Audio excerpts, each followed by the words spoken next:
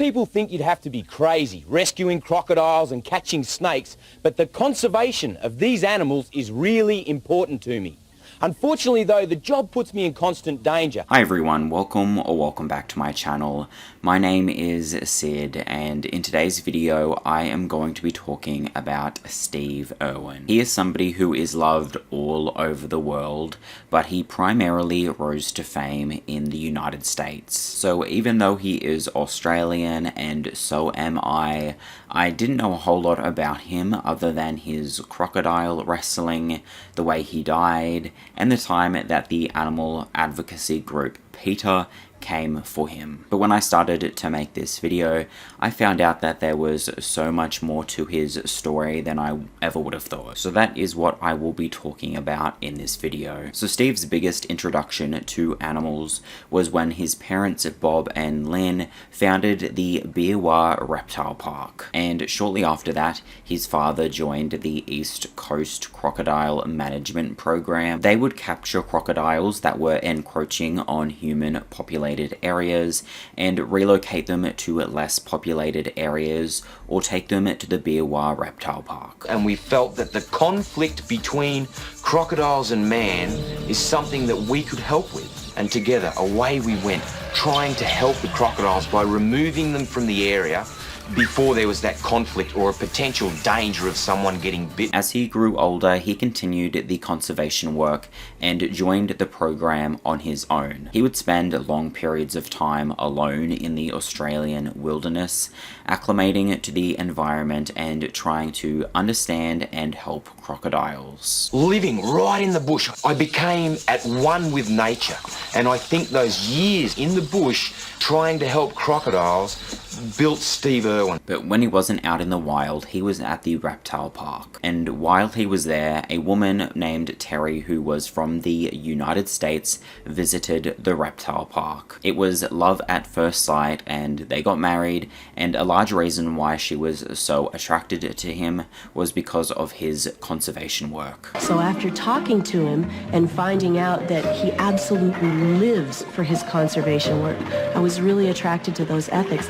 And the reason why Steve had to do conservation work to begin with was because in the 1970s, saltwater crocodiles had almost been hunted to the brink of extinction for their skins. But even though Steve was fighting against that sort of hunting, killings were still taking place. Steve was against any sort of crocodile killing because it was often completely unnecessary. Some people, like politician Bob Catter, were on the opposite side of things, where they saw no value in the crocodiles. A crocodile is a crocodile. They eat people. They see you and they say that's lunch. The person that prevents us from shooting those crocodiles shall be dragged into a courtroom and held to account. But with most things, there are two perspectives, and that is where today's sponsor, Ground News, steps in to help. Ground News is an app and website that understands how important it is to dig deeper into stories and question the perspectives from which they're told. They collect news from over 50,000 sources worldwide, helping you see how different outlets report on the same event. With tools like bias distribution and ownership insight, Ground News lets you uncover how biases and narratives might shift the focus, so you can explore the facts and form your own conclusions. If you watch my videos, you will know that the animal world is full of surprises, and recently New Zealand scientists began dissecting one of the world's rarest whales, the spade-toothed whale. It's not often that a rare whale gets to be dissected, so it is a fascinating story, but depending on where you look, you'll see it framed in very different ways. That is why today's sponsor, Ground News, is my go-to tool for exploring all the perspectives. For example, on the left, NDTV runs with New Zealand scientists dissect world's rarest spade-toothed whale, which focuses on the species' unique features. Meanwhile, a center-leaning outlet like RNZ refers to this as an extraordinary thing, emphasizing the scientific opportunity. Ground News makes it easy to see these differences in real time. You can also check out the factuality ratings to understand the credibility of each source. For me, as somebody who is very passionate about animal discoveries, Ground News helps me to stay on top of stories like this and ensures I get the full picture. It is a game changer for understanding how global media approaches topics like wildlife and conservation. Plus, they're independent and subscriber funded.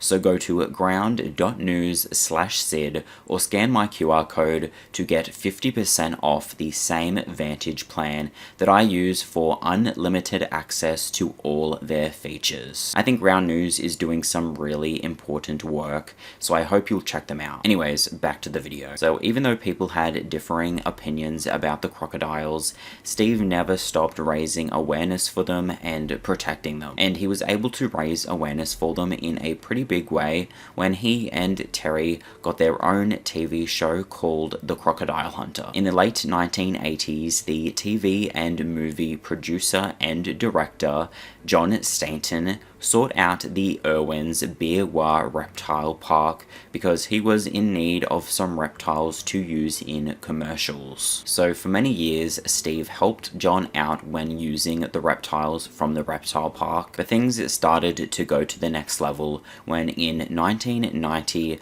John needed a crocodile for a beer commercial. John needed a crocodile to jump up and grab a beer can and have somebody snatch the beer can out of the crocodile's jaws. Steve said he would provide a crocodile, but only if he could be the one to snatch the beer can out of the crocodile's jaws. After that, they developed a friendship, and Steve became more intrigued in the videotaping side of things. So Steve's dad bought him a video camera as a present, and he started recording his adventures. This is straight out of the archives. Thank goodness I had something to record it on. It's like this giant, these big VCR looking things that you had, it was just unbelievable. He just lived in a swag with a little tent on the side of the river and just trap. And when you see some of that early footage, he was incredible. He would also talk to the camera as if he planned on turning it into a TV show at some point. He loved that camera. He'd say, come with me. He did. Bring the camera with him. He did. He used to shove that old camera that he had up in a tree, horizon running downhill, and he'd talk to it, and this is in the 80s, and then he'd sort of say, there's something over there, and he'd run off, and then you'd think, I'm going to fast forward now, I can't watch this anymore. He'd come running back to the camera, pick it up, he'd say, sorry, nearly forgot you, and take the camera off. He just had a way about him from day one. And eventually Steve did make a move to turn it into a show and gave the footage he took to John to review. He'd given me about 16 videotapes that he'd recorded catching crocodiles. So one night I got home and watched this tape till 3 o'clock in the morning. And at the end of that, I was so amazed by the vision I'd seen.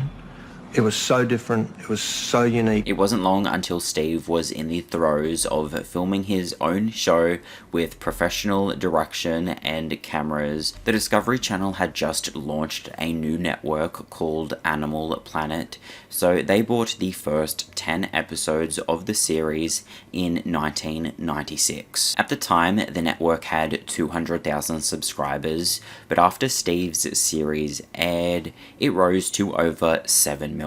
And then in 2002, it had rose all the way to 76 million. John Staten told the Sydney Morning Herald, the network will tell you that 70 million of those are there because of the Crocodile Hunter. So he was not only the reason why the network was a success, but he was also able to spread his message of conservation to a much larger audience. His show went from crocodile relocations and the daily daily happenings at his family zoo to exploring animal habitats all over the world. And in those habitats, he would often try and track down the most dangerous and venomous animals in the area. And he also had a very full-on approach around raising awareness for them. He would once usually only have these invasive interactions with animals when he was trying to help them, but that all changed for the TV show. For the cameras, he would try and pull them out of where they were hiding,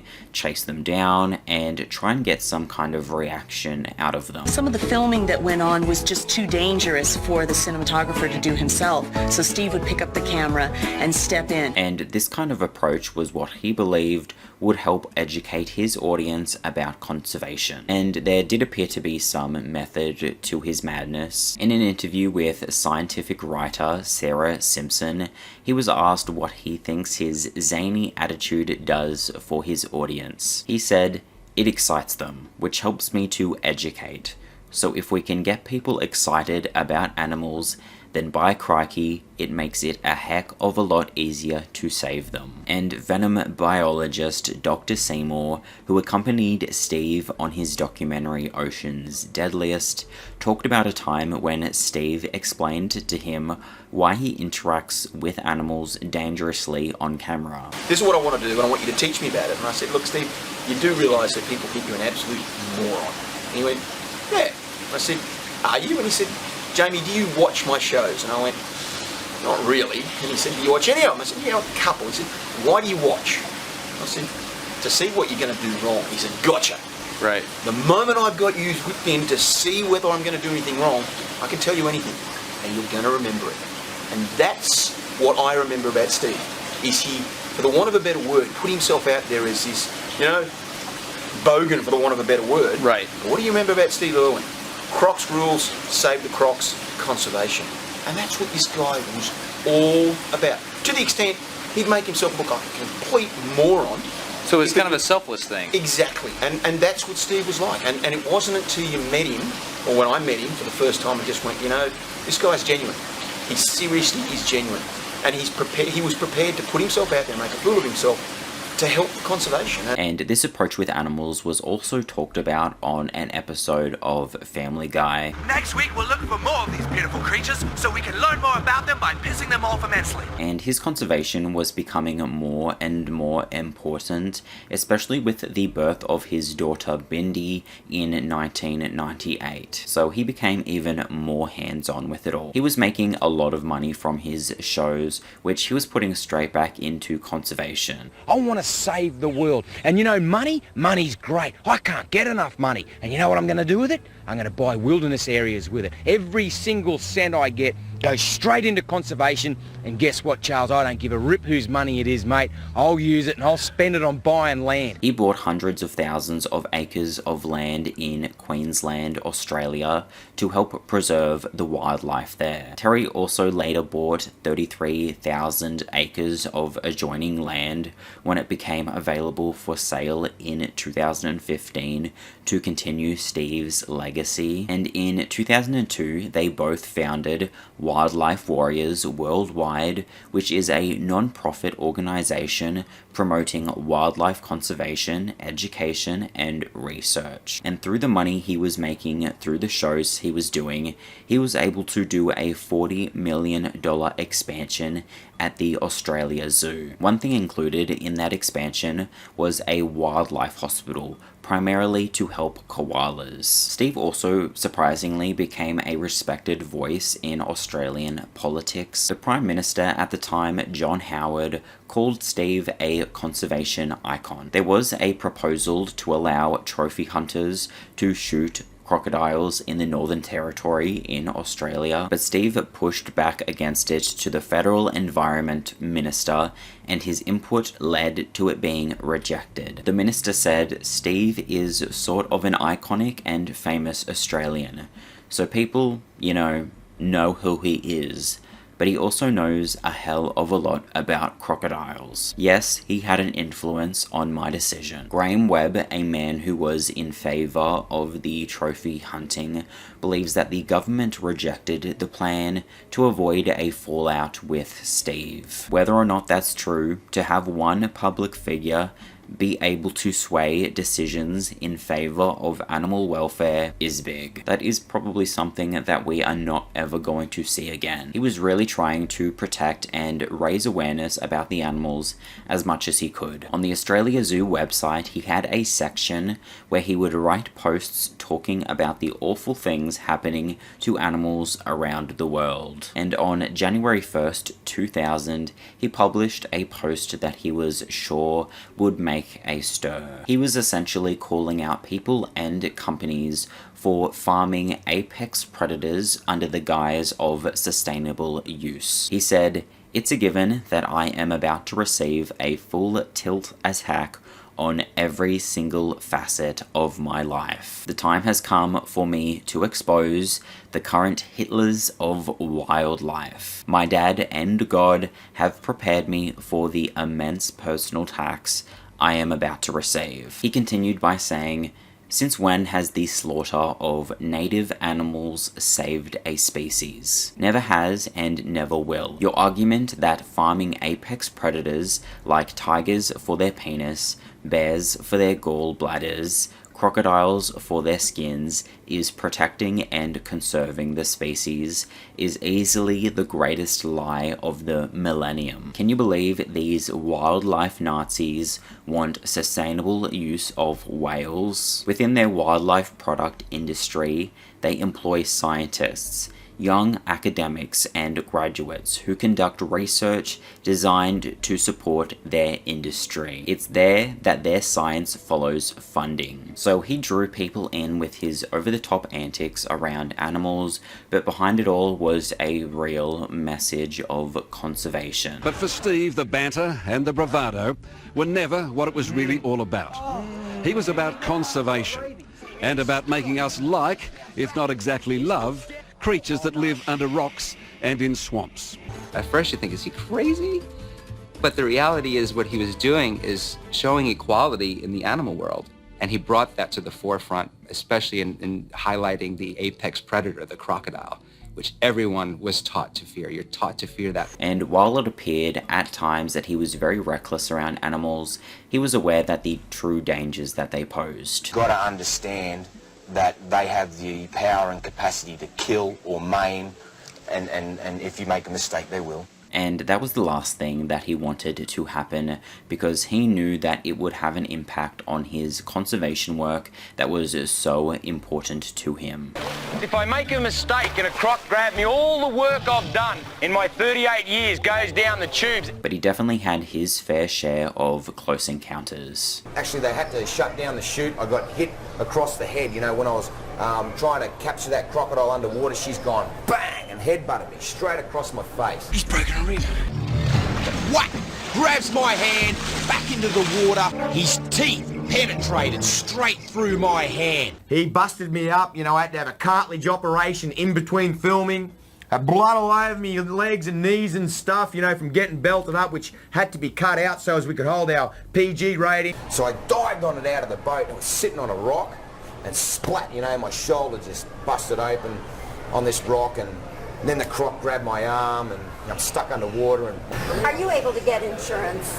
No, it's very, very difficult, almost impossible. So his work at the zoo and what he was doing with animals was definitely taking a toll on him, and it did seem like he was questioning the way he was acting. In 2001, after Bindi had come into the picture, he had to take her into consideration when it came to his possible death. The only thing I am a little concerned about is that Bindi, your daughter, yeah, she won't have a daddy, and Yeah, and that kind of worries me a little, yeah. And in 2002, he did an interview with the Sydney Morning Herald where he said that he was starting to see things in himself that he didn't like. But his manager John wanted him to stay the same Steve that everyone knew and loved, but there were times that not everybody loved Steve. At the end of 2003, Terri and Steve had their second child, Robert, and the way that he was introduced to the world caused some controversy. Baby Bob Irwin is only 1 month old. He can't even support his own head,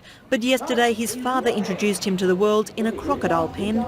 Steve Irwin is no longer Australia's favourite crocodile hunter. In fact, the knives are out right across the world. Comparisons were being made between Steve and Michael Jackson, who dangled his child over a balcony a year earlier. So Steve was investigated by the Queensland Families Department. I am as hurt as I get. His actions had child crisis care officers calling and prompted howls of outrage. There won't be any charges brought against him. I mean, the Department of Children's Services have done what they needed to do. But even though Steve was found not guilty in the eyes of the law, the public was still coming at him with pitchforks. It seems in the name of entertainment or showbiz to put your child at risk was a fairly foolish thing to do. He's turning animals into circus acts. Look at this. He's exploiting this baby near a deadly animal for entertainment purposes. I mean, I would have charged him. This is a bloke who can be a loose cannon, and I think that's been part of his appeal because he doesn't look polished all of the time. Steve held a press conference to address it and stood by his belief that he was doing it to help teach his children about crocodiles. I would be considered a bad parent if I didn't teach my children to be crocodile savvy. I am so sorry that people have seen this as danger. My dad did the same for me. And Steve did the same with his firstborn, daughter Bindi. She's the most well-rounded, croc-savvy kid in the world, and it's because I took her in with the crocs when she was 1 month of age. Steve was so adamant that he did not make a mistake. To this day, he would never admit that was a mistake, and it wasn't. To him, he'd done it with Bindi, the same thing for years. It had been on American television for 9 years, or 7 years or whatever it was then, with Bindi doing the same thing. And that was not the only time that Steve had to address some backlash. A year prior, in 2002, Steve was paid $175,000 by the Australian government to be in an advertisement about protecting the environment from invasive species. Then a year after that, a month before Robert was born, John Howard, the Prime Minister at the time, made an unexpected visit to the Australia Zoo. Steve met with him and introduced him to the crowd, and the way that he introduced him is what had a lot of people up in arms. Steve said he was the greatest leader Australia has ever had. People who were more politically involved believed that Steve only praised the Prime Minister because he had received the money for appearing in the Quarantine Matters advertisement. Then Steve's manager, John Stainton, spoke to the Sydney Morning Herald about those claims. Referring to Steve, he said, "He's just not political. I don't have a clue how he's going to vote, and he probably doesn't either. It's what happens in Australia. You stick your head up and you've got 10,000 shotguns pointed at you." And John wasn't wrong, because while he was immensely loved in Australia, he wasn't universally loved like he was in the United States. Even Steve recognised that not all Australians had warmed to him. And yet back here in my own country, some people find me a little bit embarrassing. Then in the same year that the baby Robert incident happened, Australia was given another reason to be mad at him. He came under fire for possibly getting too close to penguins, seals, and whales in Antarctica. An investigation around it was done by the Department of Environment and Heritage. Once the investigation had concluded, the Prime Minister John Howard announced to Sky TV, "I have been told that after a proper examination, a decision has been taken that no action of any kind is necessary." And Steve agreed to that outcome of the investigation. I do not apologise because I have done nothing wrong. Slammed for swimming with whales. At no stage did I ever try and touch the whale. However, the whales were all over me. It's a big ocean, mate, and I can't swim as fast as a whale. He was always known for putting the animals' welfare first. His knowledge of every single species of animal and how to catch it, how it lives, the best thing to do to keep it safe, to make sure it's not stressed in any way, is like nothing I've ever seen. Got to minimise stress wherever you can. It's a really harsh environment out here, extremely hot, very dusty, dry conditions. We've got to try extremely hard to keep the animals' welfare in heart. You don't compromise an animal's health. That's the way we work, and that's it. He was comfortable with animals, he was at one, he could understand nearly every animal he dealt with. He had no fear of them. He was so good with animals, nothing was going to get him. Then, at the start of 2006, John Staten, his manager, had a premonition that he would die. In the beginning of this year, I had a premonition that this was my last year. Because it was so strong, I made a will for the first time in my life. And because I had family history of cancer and stuff, I started having tests. I didn't have any problems. But it still was there and I couldn't work out why. Even though he was sure he was going to die, he continued to do work for Steve. The most important thing he could do was help Steve achieve one of his biggest goals, which was for his children to continue his conservation work. Is there anything in this world that would want to make me give away what I'm doing now? Yes. Yes, there is. When my children can take the football that I call wildlife conservation and run it up. When they're ready to run up our mission, I will gladly step aside. And I guarantee you it'll be the proudest moment of my life. And my job will be done like my mum and my dad. That, and only then, then and only then will I know that I have achieved my ultimate goal. To be able to stand aside and let them run up my mission. Because that's what I did for my mum and dad, and I'm really proud to tell you that. By crikey, I've got tears flowing out, and I'm holding them back. I'm trying so hard to hold them back, but I'm just doing what they wanted me to do. They created a wildlife warrior. I am that.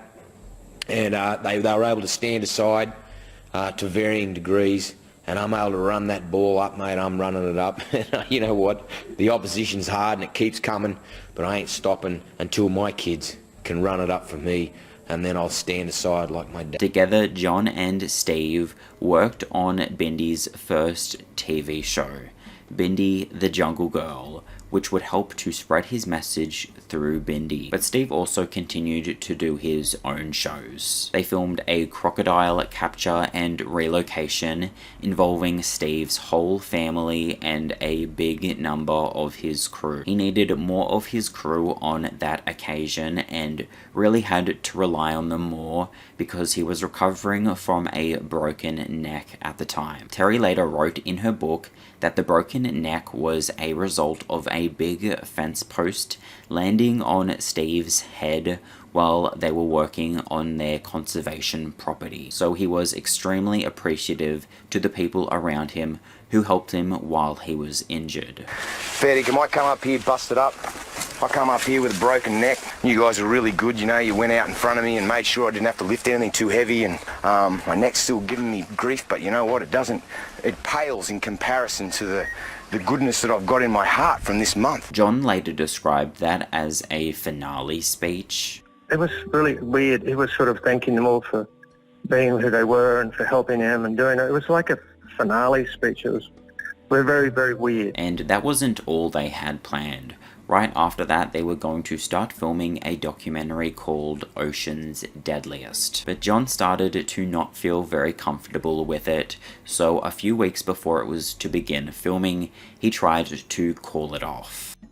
I felt uncomfortable about it when we were sort of going into the production. In fact, 3 weeks before we were lined up to shoot, I actually rang Discovery and said, look, I don't feel good about this thing. I'd rather call it off and stop it. I don't want to go ahead with it. And they said to me, well, look, it's a bit too late. You know, we're paying for this, we're paid for that, and there's a lot of money gone out already. And Philip Costello was coming out to join us on that doco, so they paid his fees. There was a big commitment already being made, so I thought we have to go ahead with it. But I felt uncomfortable from the beginning of the year. So they filmed most of it and only had a couple of scenes left to film.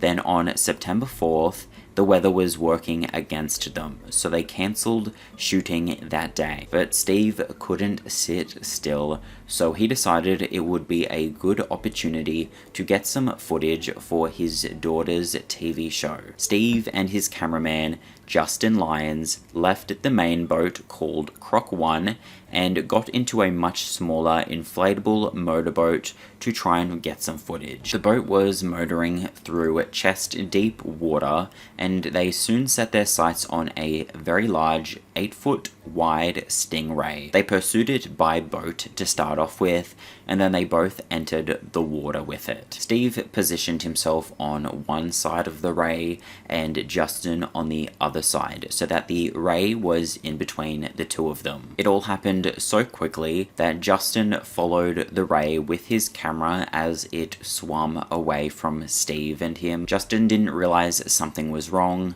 until he panned his camera back to Steve to see him in a cloud of his blood. The stingray stabbed Steve multiple times in the chest and heart with its barb. He thought it had punctured his lung, and he stood up out of the water and screamed, "It's punctured me lung." Within a few seconds, the inflatable that had been motoring about 30 metres away was there. So we threw him into the boat and assessed the situation for about 5 seconds. He had about a 2-inch wide injury over his heart with blood and fluid coming out of it. And he just sort of calmly looked up at me and said, "I'm dying."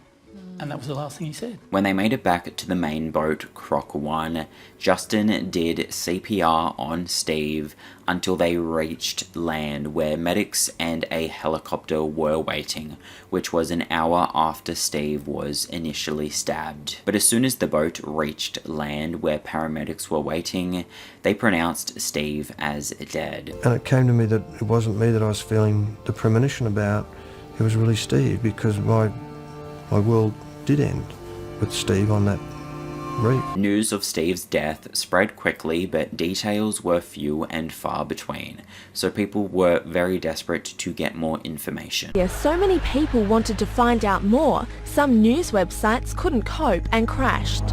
So the very same day that Steve died, John Stanton did a press conference detailing what happened. As devastated as Steve's family was, his father Bob could find some solace in the fact that Steve was no longer living in constant pain. Is the fact that Steve is no longer in any pain, and that is something I feel really, really good about. Steve knew the risks involved with the type of work he was doing,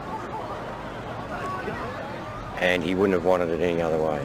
He certainly did die doing something he loved doing.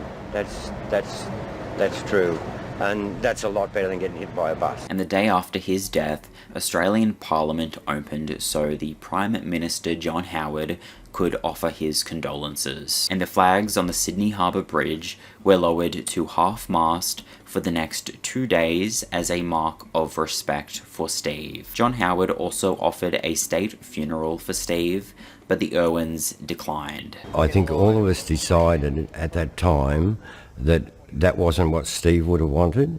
Steve would have wanted to have it in an area where he really loved. There was a private funeral at Australia Zoo where Steve's body was buried in an area inaccessible to the public. A public memorial service was also held that was aired live around the world, which 300 million people tuned into. He taught our children in particular to love and respect all creatures great and small. In everything he did, he was direct, he was genuine, and oh so Australian. And that is what we loved so much. But something that only a few people tuned into was the tape of Steve's death. Steve had a rule to continue filming no matter what, so his death and the CPR that was performed on him was recorded the whole time. It was given to police to review. John Stanton also saw the footage and was adamant that it would never see the light of day, and Terri never watched it. If I'd been in your position and that tape had been given to me, I don't know how I would have felt. I think I probably would have had to sit down with a glass of wine and watch it before I disposed of it. Is that what you did? Or? Well, no, with me, I've made a very conscious decision to celebrate Steve's life and everything he stood for, and not focus on the moment of his death, because there was so much more to Steve than that one moment in time. After the police had finished reviewing the footage, they determined that Steve did not provoke the stingray. So that made it even more shocking that it attacked. An expert down here said when you die at the hands of a stingray, it's a very freakish death because it's like getting struck by lightning twice. People down at the marina are saying they're especially shocked because stingrays are usually very placid. Now, locals tell us that this is extremely unusual for this to happen, as do experts. This has only got to be put down as to just one of those freak situations, because he was very good at what he did. And I actually found a surprising amount of backlash against Steve when he died, saying the animal world has finally taken its revenge, a theme she continues on tonight's A Current Affair. As far as I can see, quite a few Australians have been embarrassed by Steve Irwin. Lots.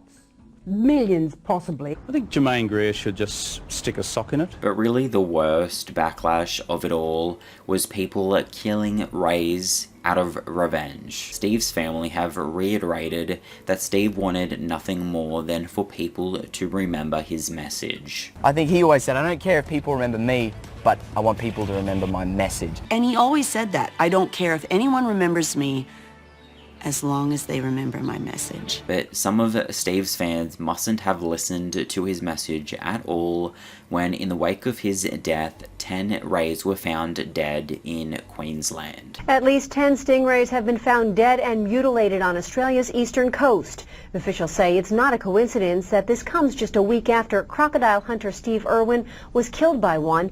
The dead stingrays were found on beaches in Queensland state, 2 of them discovered with their tails chopped off. A spokesman for Irwin's conservation group says he's disgusted with the whole thing. But Steve's family insist that is the furthest thing that Steve would have wanted. So I encourage people, again, not to fear or hate rays. This accident was just extraordinarily unique. You have no bitterness towards stingrays? You know, I don't. Honestly, I really don't, because it was just a crazy accident that happened. Yeah, and stingrays are really beautiful animals. Dad loved them, we love them, and they're important to our environment. And I know that Dad would be the first person to say, I love stingrays. Steve really encouraged being hands-on with wildlife. How important is it for people to handle things? Oh, that's the ticket, mate. Yeah.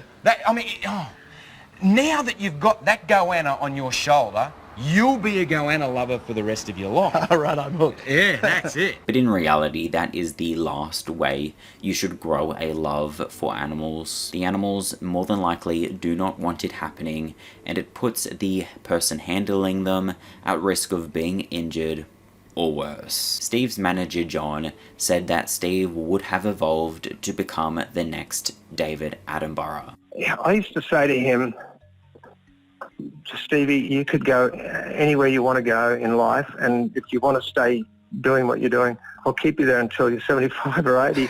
You'll be the next David Attenborough, because he was so knowledgeable about wildlife, and as he got older, he would have matured into, you know, a recognisable force in wildlife. Absolutely. Around the world. He would have. That's where I saw him going, and he would have been the next David Attenborough. And David's approach was to let wildlife be. And so Steve, actually from an early age, was jumping on the backs of crocodiles and wrestling them to the ground.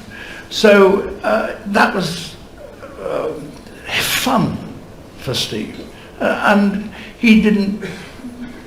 It's a different attitude towards a rather precious one, which I might have, which is to let it be. While the awareness Steve raised through his shows wasn't always driven home to the viewers. The people around him in his life knew exactly how important the animals were to him. He ensured that they would remember him as somebody who had a love and respect for all animals. I think I learned a lot of things from my dad about wildlife and keeping this planet safe. One is that you should never hurt or fear from animals. They're all individual and they're kind of like us. They have the same features, but they're trapped inside an animal's body. I think he'd like to be remembered by people caring about animals, to be honest, to give their thought to all the animals that are suffering in the world and all the poaching that's going on and all the sacrifice that animals take. What's the best piece of advice you ever got from Steve? It was to treat all animals and people the way that you would wish to be treated, and that kindness is the most important thing. But the animals that he loved so much are still doing it pretty rough. They need Steve now more than ever. When he died, Terri wanted nothing more than to keep his work going. I think Steve's major achievements were giving people the inspiration to know that one person can make a huge difference. And now we have to hang in there and keep it going and never forget. Terri has been endlessly fighting to protect crocodiles and wildlife and wishes that people would get more involved. I work a lot with politicians because trying to affect positive change is constantly Do you think banging you'd be your a head against the wall. politician? I don't know if I could.